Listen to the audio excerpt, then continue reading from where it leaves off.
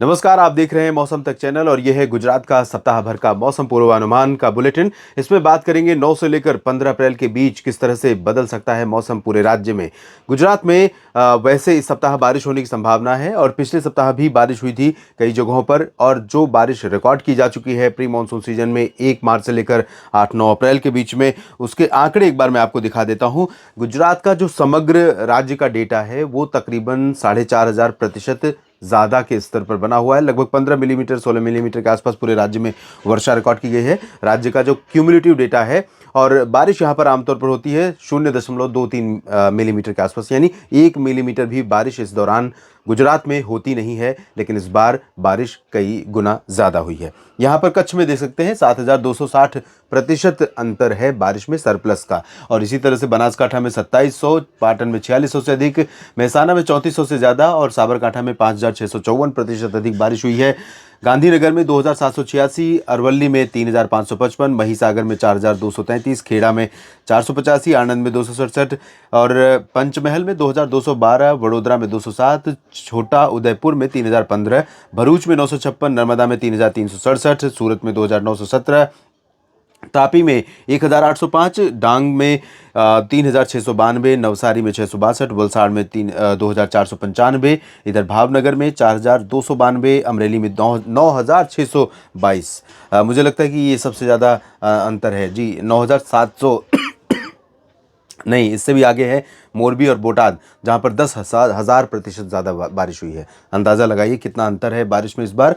सुरेंद्रनगर में 7143, जामनगर में 4543, राजकोट में 9781, अमरेली में 9622 और गिर सोमनाथ में 4233, जूनागढ़ में 1522, पोरबंदर में 800 और द्वारका में 747% ज़्यादा बारिश रिकॉर्ड की गई है।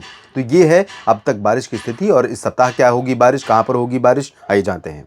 गुजरात के ऊपर अरबियन सी से और साथ ही साथ कुछ मॉइस्चर आएगा बीच बीच में बंगाल की खाड़ी की तरफ से मध्य प्रदेश और महाराष्ट्र को पार करने के बाद, और अभी जो मॉइस्चर पहुंच रहा है वो बंगाल की खाड़ी की तरफ से पहुंच रहा है आज और कल, यानी 9 और 10 अप्रैल को। लेकिन इस मॉइस्चर में इतनी इंटेंसिटी, इतनी पोटेंशियल नहीं होगी कि गुजरात के ऊपर बादल डेवलप हो बारिश वाले, तो इसलिए आज नमी वाली पूर्वी हवाएं भले चलती रहेंगी, थोड़े बहुत बादल यहाँ पर ज़रूर पहुँचेंगे।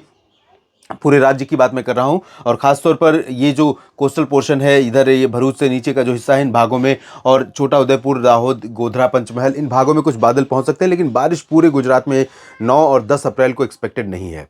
उसके बाद हवाओं का रुख बदलेगा, अरबियन सी की तरफ से मॉइस्चर पहुंचना शुरू होगा जो थोड़ा सा इंटेंस होगा, और अनुमान यह है कि 11 से लेकर 15 अप्रैल के बीच में गुजरात के तमाम राज्यों पर बादल भी आएंगे और बारिश भी देखने को मिलेगी। हालांकि इंटेंसिटी यानी बारिश की तीव्रता उतनी ज़्यादा नहीं होगी, लेकिन इसके बावजूद मैं इतना कहूँगा कि प्री मानसून का सीज़न है। प्री मानसून में बादलों की गर्जना, लाइटनिंग, थंडरस्टॉर्म के साथ, हवाएं चलने के साथ बारिश होती है। तो शुरुआती जो दिन होंगे 11, 12 और 13 अप्रैल के, उस दौरान तो कच्छ में भी बारिश हो सकती है, और बनासकांठा, पालनपुर, पाटन, मेहसाना, साबरकांठा, गांधीनगर, अरवली, अहमदाबाद, महिसागर, खेड़ा, नाडियाड, पंचमहल, दाहोद में भी हो सकती है।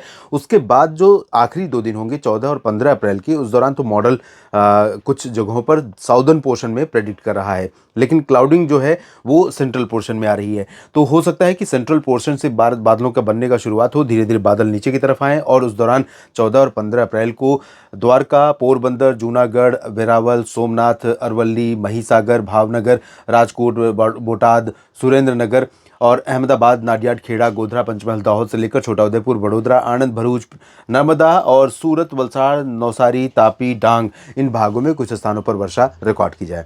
बारिश दिख ज़रूर रही है, लेकिन इतनी तीव्रता ज़्यादा नहीं होगी जिससे कि आपको नुकसान हो। लेकिन फिर भी किसान भाइयों से मैं कहूँगा कि अगले 2 दिन, आज और कल के, जो सूखे मौसम के हैं, इस दौरान आप अपनी फसलों का ध्यान रखें और जल्दी से जल्दी फसलें निपटाने का प्रयास करें। अगर कटाई और मड़ाई का काम चल रहा है, इस समय क्या स्टेज है मुझे नहीं पता है, और जब बारिश होने की संभावना बने उस दौरान आप सुरक्षित जगहों पर ज़रूर रहें। फिलहाल इस बुलेटिन में इतना ही। मेरे साथ बने रहिए नेशनल वेदर बुलेटिन में शाम के समय, और देश भर के अगले 3 दिनों के मौसम पूर्वानुमान के बुलेटिन में सुबह के समय पूरे राज्य के, पूरे देश के मौसम की बात मैं करता हूं, तो उसमें भी अपडेट मिलता रहेगा लेटेस्ट। आप इसके लिए जुड़े रहिए लगातार मेरे साथ। धन्यवाद।